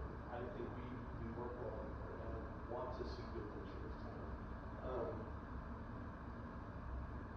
I'm just going to need some guidance from the board. Okay, what direction? I can tell you we need funding, and give you the ideas where I think it needs to come from. But if I'm not thinking of something, or I'm missing something, I need to hear it from you guys as well. Okay, we're going to need some funding to fix it up. You know, I have sewage out there, take care of any kind of building. That's been the thing for the last 25, 30 years. And Adidas, we've met with Adidas, absolutely. And we've got, if American Water pans out, that's another, so there's a brighter future if we can get. Well, that's another 10 years down the road. What's that? If the American Water comes in and knocks out those sewage. Well, they can do a small, overnight. they can probably do a small one there to do that area, which passes. For 5 years. Yeah, you're right, I think it's a 5-year window. Yeah. I don't disagree with you. So that's why I'm saying we're going to have the conversation with taxes if we're going to start improving our roads within that time. You know, there may come a point you have to put taxes towards the general fund if we don't get revenue. And if there's delays on commercial, you know, the roads are going to be the big things. That's where we've got to focus on and try to get that figured out. So, am I hearing you put this on hold, or are we interested in pursuing?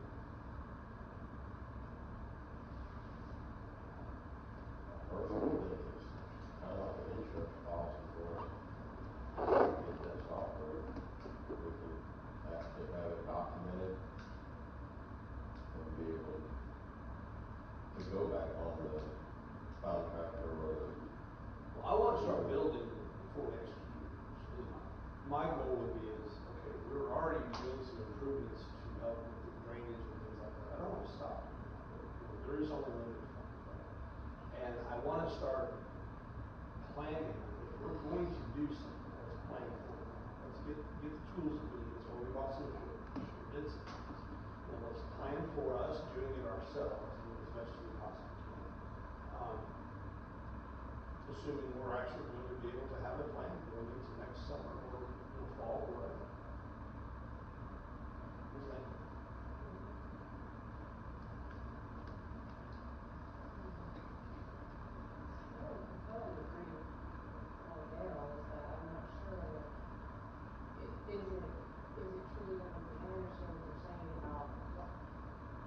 maybe even plotting out exactly where these spots are, so that you can collate the data and you know, act strategically over the course of the next 5 years or Yeah. whatever. So I get the purpose of it. I just don't know what it is. I mean, I'm kind of thinking about spending the money. That's just my fiscal part of it. Yeah, I get it. I'm kind of hesitant to spend the money. What's the budget look like? You know, So, Not her necessarily. yeah, so we haven't gone through I figured more money for culverts. It actually came in cheaper. 300 and something. You got over 300,000 in your fund. Count that much on the road fund, that's a little something. 14,000 paid the first year, and then I don't pay. Okay. So, what was your question? Yeah, $369,000 in the bank. The surplus carryover?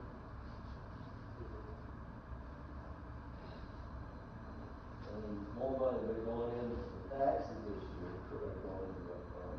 What So you're they go good. into the fire department to pay them, they go up every year. So if taxes stay the same, his will continue to drop because that fund will. But to your point, there has been carryovers, and there will be some carryover into next year, because I don't think we're gonna use all of that money, okay, which is fine. It's kind of what I want. So paying that to me that's not gonna make a break. Okay? I just don't want to spend the money if we are not going to Go forward with fixing. commit, just commit to it. Come up with a long-term plan. Yeah. And that long-term plan is gonna be, we're gonna have to talk about some revenue. So, we don't have to make the decision today. This don't even have to be voted on. I just want you guys to be aware of it. We start coming in here with some nice new fancy graphs and how this program is, you're gonna wanna know how to do it. I'm not doing that on spreadsheets. I can do spreadsheets, but I don't wanna do a 54-mile road program and go out and try to measure cracks and all of that. It goes with it. I think it needs to be professionally done, and we try to figure it out. So, maybe a thought? We're using it to analyze the roads. Okay? We know where there's issues with the roads now. So if we analyze the roads, are we gonna fix them? We know where the issues are now and we haven't fixed them. So why am I spending $14,000 to analyze a road to identify a spot that I know needs to be fixed and I haven't fixed it yet? That's smart. That's a fair thing, absolutely. how many culverts are we needing to put in to kind of, is it just that one, or is there more than one? Well, there's multiple places. Correct. There's, yeah. Tons, I mean, you can look at Old Timber Town here, when we replaced the one at Woods at the end, on this end, that one got replaced because it was failed and it was holding a ton of water right there. When we did it, I looked across the street and noticed the one that runs into that old rental house, now it's for sale. The one that was running across the street, it was starting to dip, the whole bottom end of it was rusted out. So, pretty much every metal culvert in this town that hasn't been replaced in the last 20 years probably looks just like that one. So my question is the prepping part, i.e. the culvert replacements and trying to steer the water away from the roadway would be, that's prep work, right? That's your That's what we've been primer focusing on. before you paint, right? Yes. Okay, so therefore, are we going to spend that 14 grand now, back to their point, until we're actually ready to do something? I don't think we're ready for it. I think, like John can identify multiple spots now that need to be fixed. Now, to John's point also, it protects someone damaging the roads. We have evidence of the road, what it looked like. Sure. Back to his point from the damage this last time. I mean, so I can see both sides of it, the way I'm looking at it. One, it gives us evidence for our roads, what shape they're in now. Yet it identifies issues, but at the same time, we know we have issues that need to be fixed before we can do anything to turn the corner with. What's the repair on York Road gonna cost if we have to do it? We're four guys in a roller and a hot box. I mean, it's, the repair that we could do with that, I mean, you've seen some of the Woods Road, that large of a repair with that, it's not an easy fix. So the quality of the repair, I'd shoot that down for us doing it. If I figured we did it close, if you add man hours and everything, probably $3,000-4,000. But, I mean, that'd still be digging it up, digging out the base and everything else. I'm sorry, where that road's tore up, the last thing, you gotta have to get down and put a base under it. Right, you'll have to There's dig no it up, base whatsoever. get down underneath it, put down 8-10 inches of stone and build it back up. And where I was going, how many of these instances is it gonna take to pay for itself? Not having to. Well, I mean, you could have one incident in the paper itself. And that road was chip and tar, it wasn't paved. So now you gonna go back to chip and tar, or you gonna lay a section of pavement down? And the plan for the quote we're getting to fix it would be to center line, the edge of the road, dig it up, cut it out, and then fix it to a better standard than what it is. Who damaged the road? Mullins, Is it, they're out of Springfield. is it the corner? Is it the corner where this gower? No. Where is this No. damage? You know where the cemetery is on York Road? You know where Okay. John Anderson used to live?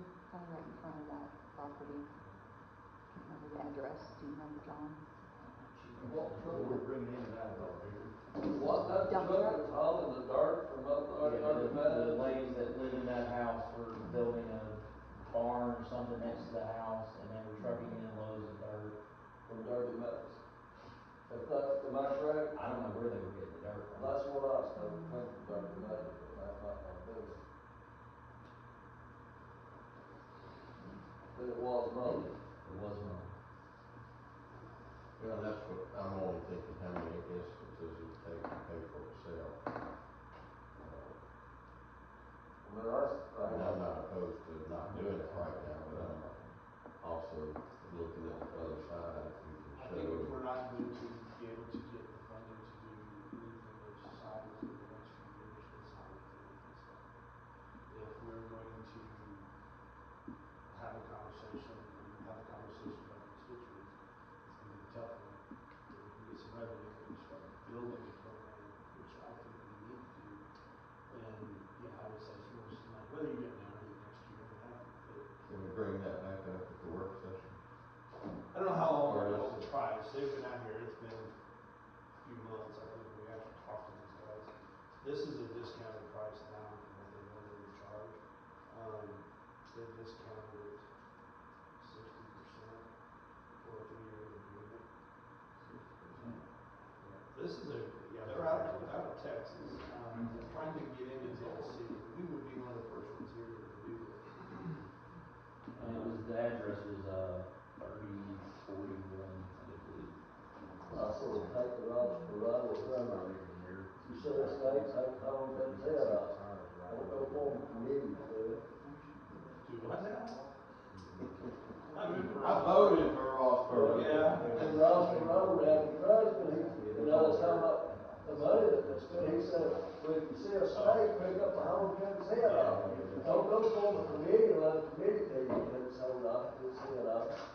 Well, I'm sort of on that approach, we know what needs to be fixed, we don't need someone else in here telling us what needs to be fixed. I mean, that's where I stand on it. We're gonna have to start somewhere, and it don't necessarily be on his report there, but I mean, I get it. That could be a helpful tool, I guess, but do we wanna spend that money on that tool when we know we can be fixing roads that need to be fixed?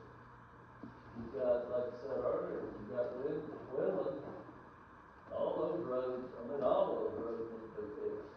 You got Windmere, they're breaking and cracking up. It's been 20 years or maybe a little more since Wood Road has been fixed, when it was last paved, and we got 4 times as much traffic on it now as we did then. Because we got people coming from Cheatham County that cuts through. We got school moms and dads that bring kids to school. Through there that cuts through. So I mean, we've got a lot of traffic on that road. My GPS takes me that way to get to Pleasant View. Yes. Takes me down to 257 and back up the Woods Road when I could come straight out Old Cooper. There's only been one road that I know of that has held up since it's been paved, and that's Washington Road. That road has really helped us. Still water sitting on it there, Ross.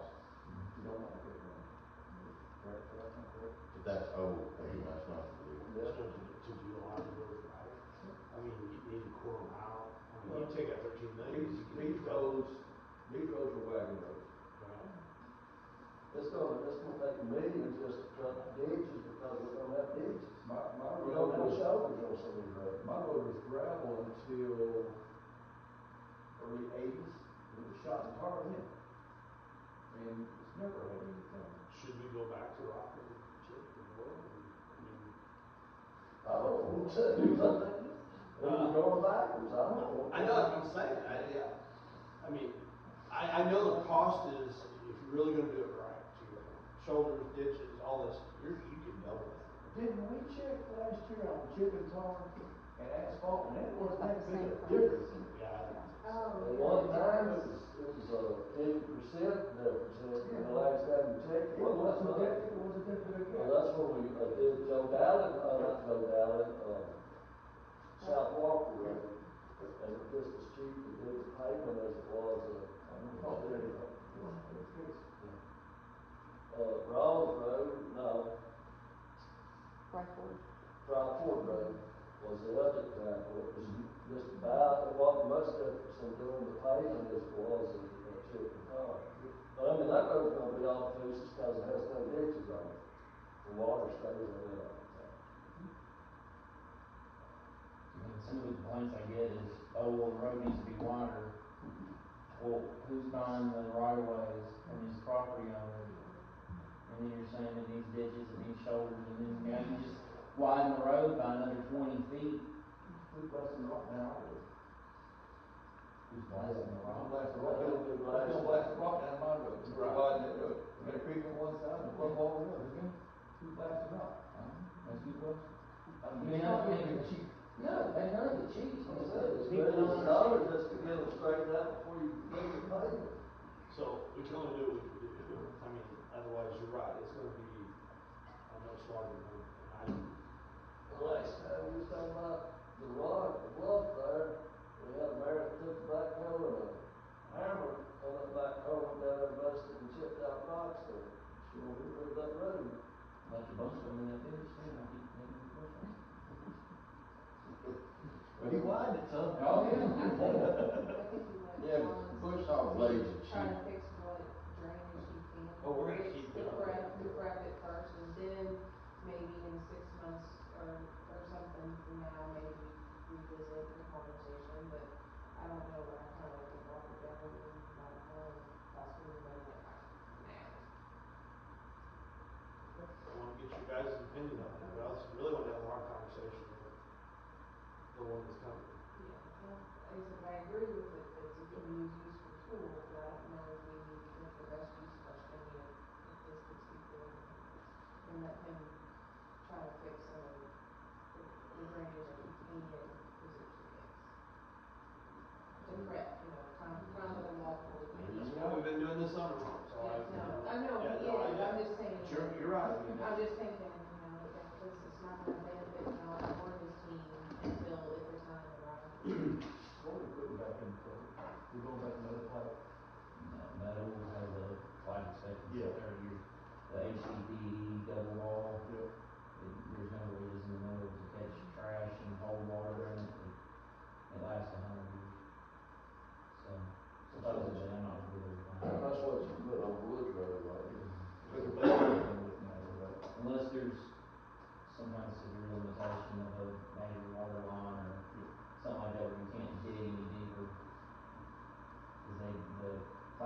like, It's got a bit bigger diameter. yeah, it's, the inside diameter is still 18 inches, but the outside diameter is 23, I believe, so, considerably bigger and big. Anything else on your stuff? Otherwise we'll move on. Some more comments, I appreciate it. Fire department reports in there, nothing spectacular on there I didn't see.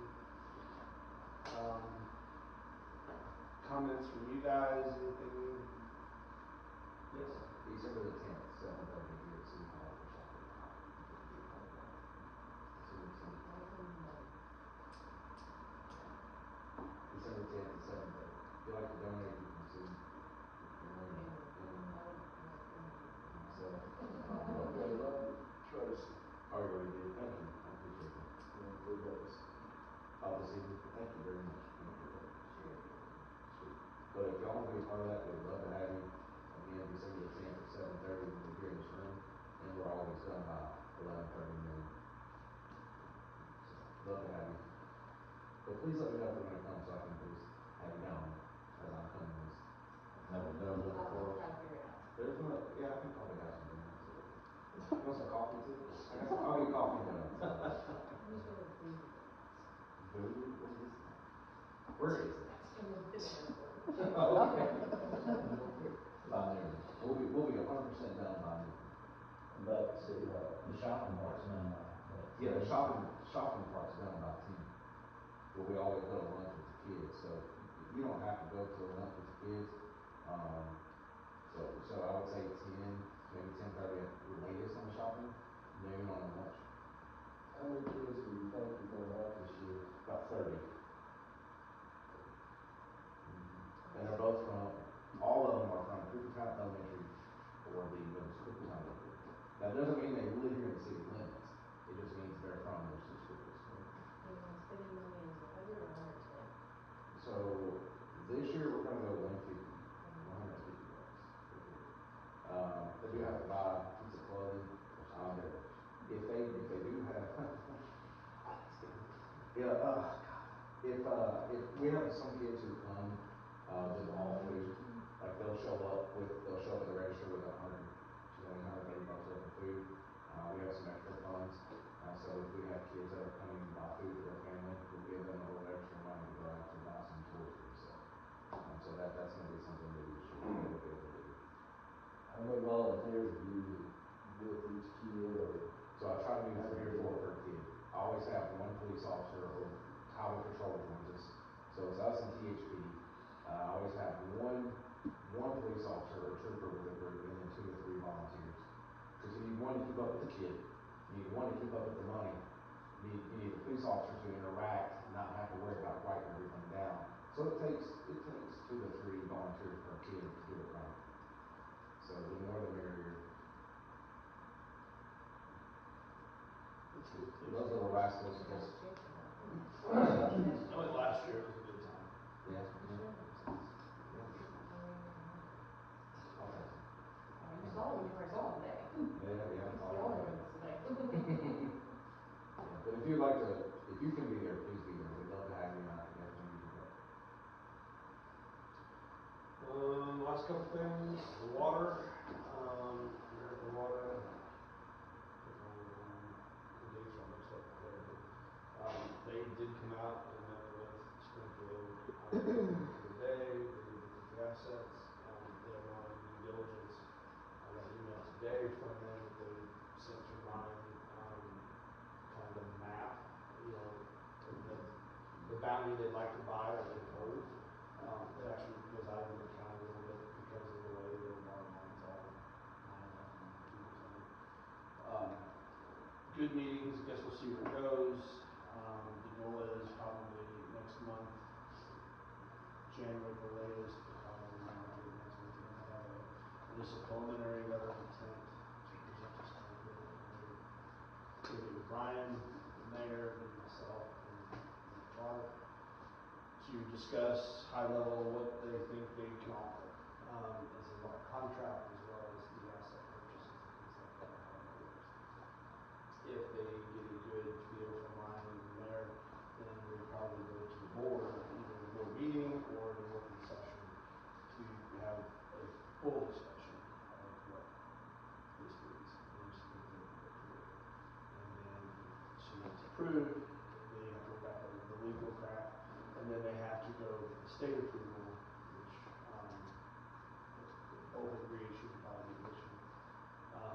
rates will have to be approved, because they will present rates, what we're paying versus what American Water comes in. And then it all goes, you'll be into the summer and the fall, because they have to get with their stuff, all transfer set up here and everything like that. So, the goal is to get the ordinance stayed, removed, still gonna be talking with the county, having conversations with the county as well. So, that's where that's at. Can we do, a little bit of criticism, can we do a little bit better job of explaining, again, going to social media, but explaining that this is a deal between American Water and Springfield Water, not American Water and Fugacon, and if somebody will put on there, I haven't, we heard about this before, y'all just making your own decision without including us, but we're. And they're not paying attention. Yeah, Because I know I'm silent. You know? I guess maybe blunt's not the word I'm looking for, but. I don't know how much more I can talk about it. I mean, I understood what yeah. you were saying, but. I mean, I've said it and said it, and, I mean, the part that people don't understand, and I understand but don't, is they don't understand that Springfield has the control. Yeah, Okay. that's what. And I get that, because I mean, we're driving the conversation, because we have to drive the conversation, because if we did nothing, we would be sitting here in May with nothing. Well, and it is a deal between them, but they're allowing us a seat at the table. Yes. Because it involves our municipality. They could tell us it's ours, we can do whatever we want to do. I've been happy that the meetings have gone as openly as they have this week, so I've been pleased with that. That one post didn't get a whole lot of traction, but I did see a post about the water and my work with them selected about it. I don't remember seeing it, because I've had several that have reached either me directly, and I'm like, okay, here's really what's going on, and yeah, I mean, I've tried to be as open about it as possible, talk about it as much as I can, as much information as I can.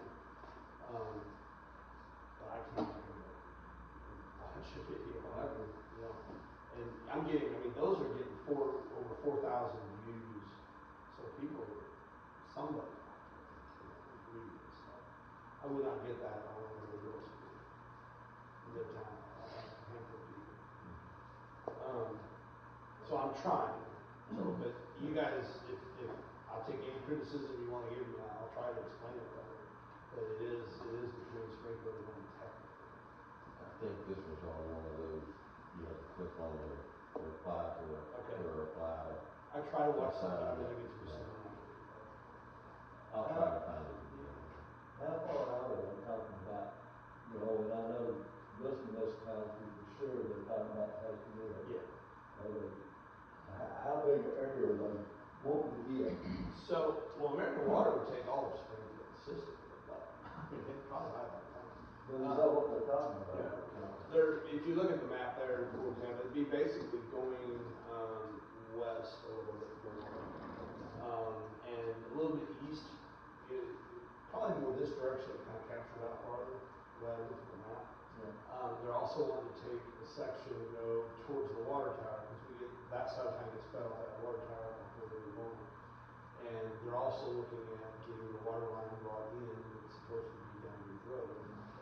That's also on the map. We're trying to figure out how we can get that accomplished as well, which would beef up the water pressure on this side of town and things like that. So it goes out a little bit farther. I don't know the exact roads. Springfield, in the conversation when I was in the meeting last month, they weren't overly excited about selling some of the county. They wanted to get rid of us, more so than have us captured. But again, they're open to, it's got to be the hydraulics and all how that works, from the valves and things like that. Well, their water lines, in as bad a shape throughout the county as they are here. If you drive down most any roads, their water's going to be. In the county? Yeah. Are they just as bad on the other side of Springfield as they are here? I would assume so, because they were all put in the 70s, right? I think most of the system was, from what I was told. You see it blowing up again on 208? Yeah, I'm fine with that today.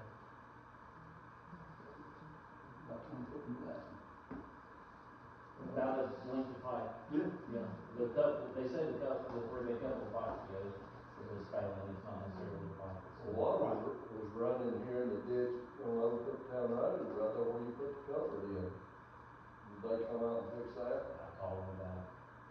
Cause I stopped looking. That's been wet since I pretty much started. I said, that's not standing water from rain, because we're not having rain, this was coming up. The guys that mow that gate for the church are out there mowing what's weed eating it. They already know it's bad. So I should know more here soon as we continue to progress with this. Zip code, I did a post on that yesterday. I wanted to wait a little bit to see how it's kind of going. You know, as I mentioned before, the way the Postal Service did it was they allowed Coopertown to become a named name now in each zip code. So we technically still have 4 zip codes, but we can use Coopertown in it. I'm noticing deliveries of it myself. I see some people that are saying, because it's automatically flipping the name. When I renewed my professional license the other day, I automatically put Coopertown in it. When I renewed one of my tags on the car, I did hers, I think it still had Pleasant View. When I did mine, it showed it flipped to Coopertown. So the databases are starting to change. We're getting deliveries with Coopertown automatically flip. So I think as it flows through the system, it's going to kind of do its thing. We just didn't get one zip code. Now the benefit of the way they did it was you don't have to change it. So you don't have to run and do all of your stuff because it now recognizes both cities. So actually that wasn't a bad thing out of it. They did put a fence around Coopertown, which is why we're starting to see the Amazons and all these things starting to slowly change. Because if you go to the thing I posted and click and put in your address, it will show what you put in. Like I put in mine, it says Pleasantville, it'll say Coopertown. It gives you a preferred address. Is there any way that we can look at historical sales tax dollars and see if we're seeing any trends? Over the going forward. Going forward, the geofence, look at historical and kind of get an idea of any trending. I mean, where does the enrollment bonus do? Yeah. I mean, if we definitely see an increase in remote working. Yes. The science report is extremely hard to read and nowhere is capturing any of it, Okay. anything, so. It's good. I think the numbers are gonna show. That's what I want to Yeah. keep in mind. I'll keep an eye on it and see. I don't know. But the report. Quality World School doesn't though. They don't. Well, you might be able to change it when you go in and order it. I don't know. No, that's what I'm wondering. And it flips you back to Pleasant? It says, yeah, it's still an outstanding final balance. Interesting. Amazon, yes. I used to be your zip code, because my zip code defaulted to Coopertown or something. But they're in the same subdivision. No, But these are. Yeah. He's getting it, she's not getting it. my Walmart, Amazon, correct? Well, yeah, This is it's Walmart. Checks at Walmart. Yeah, Amazon works. So Well, Amazon works, Walmart won't let me change it. my I Walmart think it. came up with a window that said, do you want this address or this address? That's what it should start. One was Greenbrier, one was Coopertown. Because some lady. Preferred Coopertown. Coopertown. She said Walmart and it was Greenbrier. She was able to flip it. She was concerned that it was wrong because they wanted to keep it in Coopertown. She went back to that. I That was Lori Mays, I think. Okay. No problem. And that post got really good positive reviews that you put out. I haven't had only one lady ask me, but yeah, I think it's. So anyway, I'm happy to see it working. It wasn't exactly what I wanted, but it's from the citizens. I think it's probably good because they don't have to change everything today. You know. Before when I signed that to the unemployment and stuff like that, it verified that it wanted to be Coopertown. So it's registered. VA says she did. See, that's the nice thing. A lot of it's automatic. Nobody has to do it. So. Kroger, I have the option. Okay. Walmart and stuff like that. Over time, they Said may nay. flip to permanent Coopertown. I don't know. But that's good that you're starting to see that happen.